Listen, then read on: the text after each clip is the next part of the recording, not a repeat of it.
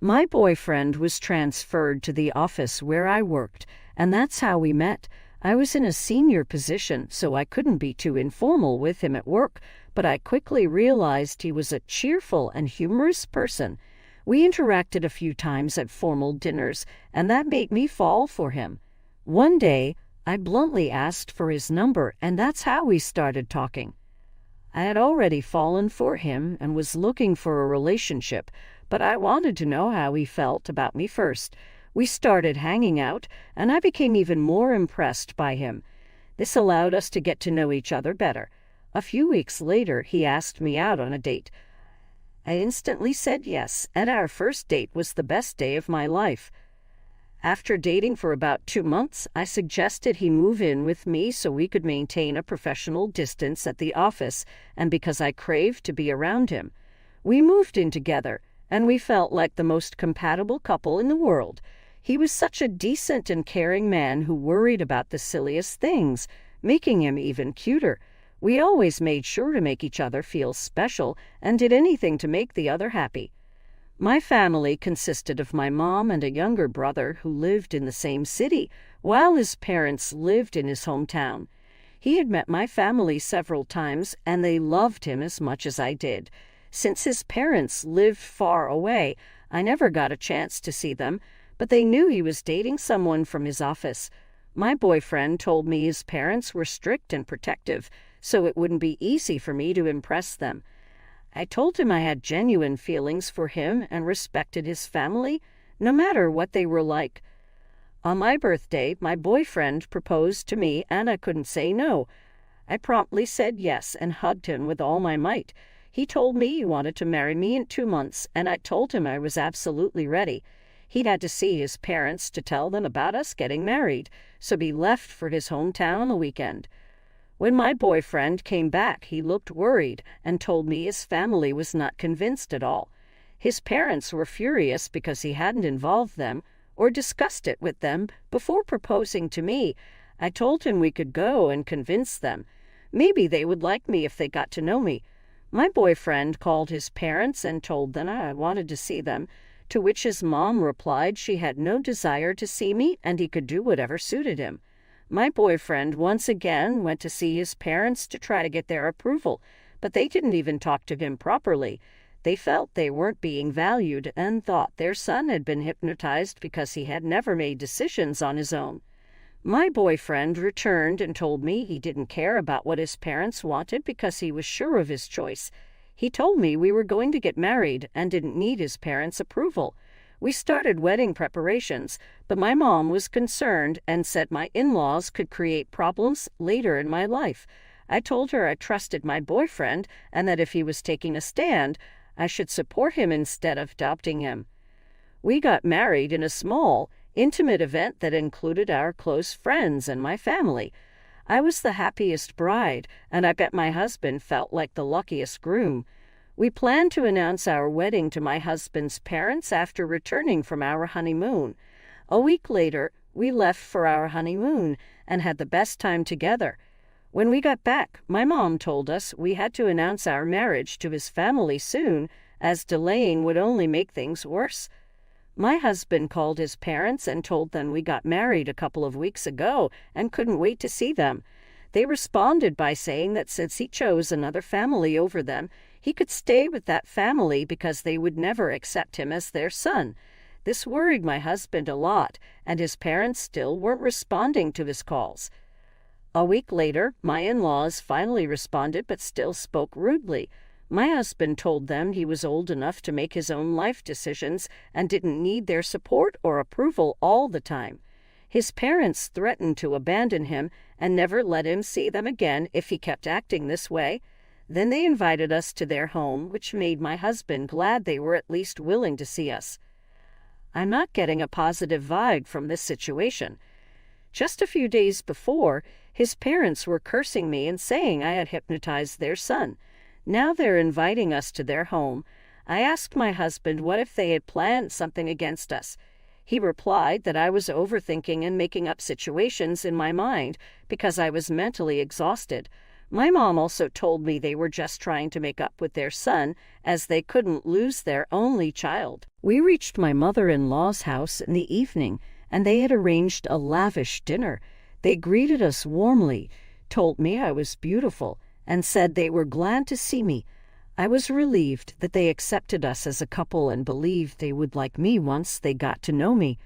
I was convinced they were just being protective of their son, but my mother-in-law started asking about my family. When I mentioned I had a mom and a brother, she asked if my dad had died. I explained that my parents had separated long ago due to my dad's trust issues. She bluntly said that if my dad had doubted my mom, there must have been a reason. Ignoring her remark, she went on to say that women with such character ruin families. I lost my cool and yelled at her, asking how she dared to say that. My husband tried to calm me down, but I told him I wanted a divorce right away. We left immediately, and I locked myself in my room once we got home. My husband called my mom to talk to me, and she convinced me to open the door. You might think I overreacted, but I know how my mom dealt with her toxic relationship with my dad and how hard she worked to raise me and my brother. I couldn't bear a single word against her. My mom told me not to worry about someone who doesn't matter and to focus on my husband, who is by my side. After my mom left, my husband apologized for his mom's behavior, but said I shouldn't have asked for a divorce on the spot as it hurt him. He assured me he wouldn't talk to his parents until they apologized. A week later, my mother-in-law called my husband and wanted to see him. He refused, saying he wouldn't visit until she apologized. She lost her temper and accused him of being the worst son for disrespecting his parents who had sacrificed so much for him. He told her they weren't entitled to control his life and needed to apologize or risk losing him. After that call, his mom kept texting, accusing me of trying to take him away from his family. I took my husband's phone, called her, and warned her to stop or face consequences. She can respond, but continued texting him to show him what kind of person I was. A few days later, my father-in-law called and apologized for the mess, admitting my mother-in-law wouldn't accept me at any cost. He said he was embarrassed by her comments about my mom and wished he could have intervened. My husband told him he understood and had no issues with him. My father-in-law asked to see my husband, and he agreed to visit on the weekend. When my husband went to see his dad, everything was fine until my mother-in-law appeared. She told my husband she would only accept me on one condition. I could never see my mom again because she believed my mom was a bad influence. This enraged my husband. He told her that if she kept being so mean, he would stop seeing her. He warned her that if she didn't mind her own business, she would end up alone. I was amazed to see my husband take such a strong stand for me and my mom. Not caring about our marriage in the face of such an insult to my mom showed his strong character. He stood by my side, refusing to let anyone belittle my mom. Dealing with my mother-in-law was challenging. She was obsessed with her son and self-absorbed, unable to see anyone else in his life. She thought she owned his life because she had raised him. My husband and I both stood up to her rudeness because she couldn't understand love and respect. My husband, 37, and I, 34, have been together for 4 years and married for 2. He has a deceased son from a previous relationship, and I have a son from my former marriage. He and my son, 16, get along fine, but don't spend a lot of time together. My husband says it's because of school, activities, friends, and homework, but I believe if he really tried, he could find the time. My husband visits his son's grave every week, spending a couple of hours there with his phone off. Last week was his son's death anniversary, and my son had a football match. I told my husband it was a perfect opportunity to spend quality time with my son. He said he had already talked to my son, who wanted to go with his friends instead. I suggested we all go together, but he insisted my son should have time with his friends, and he had to visit his son's grave on the anniversary. I figured since we had already celebrated at home, the visit wasn't necessary. He got offended, insisting that visiting the grave was essential, especially on that day. An argument ensued, and I ended up telling him he should make an effort to spend more time with his stepson. He said his son matters too, and that unless I'd lost a child, I wouldn't understand. This upset me because it felt like he was implying I didn't love my stepson as my own and was using it against me in the argument. He left and refused to answer my calls. When my son came home, I vented to him. He told me I was wrong and shouldn't be too hard on his stepdad, who clearly has a lot going on. He said he thinks I'm overreacting and being paranoid for nothing. He assured me that his stepdad does give him time and attention, but that doesn't mean they have to spend every moment together. I don't know. Despite thinking I was hard on him, I feel like he's not making a real effort to spend more time with my son. My son probably said what he did just to get me off his back, but I'm not sure and need outside opinions on this matter. I am a 20-year-old woman, and my 35-year-old sister-in-law recently asked me to dye my hair back to a natural color because my 14-year-old niece wants to dye hers like mine. I have bright blue hair and love it. I've always been drawn to the alternative style and never saw an issue until now. My niece and I are close probably because I'm an adult closer to her age. She's taken an interest in how I dress, looking up to me and drawing inspiration from me while figuring herself out. I think this is sweet. Sadly, her mother seems to have a different opinion. My niece recently started asking for some streaks in her hair, and I guess her constant attempts to convince her parents have annoyed her mother. My niece's color of choice is the same shade of blue as mine, which is why my sister-in-law is now targeting me.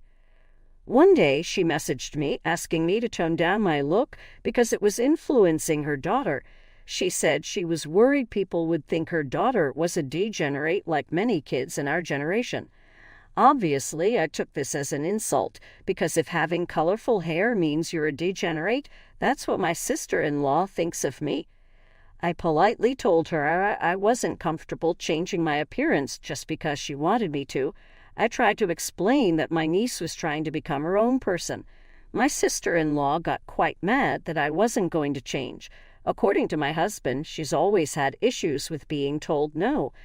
She told me that as an adult in her child's life, I should want what's best for her child, and that I'm a terrible aunt and role model if I let people judge her child for copying my punkish look. I was highly offended.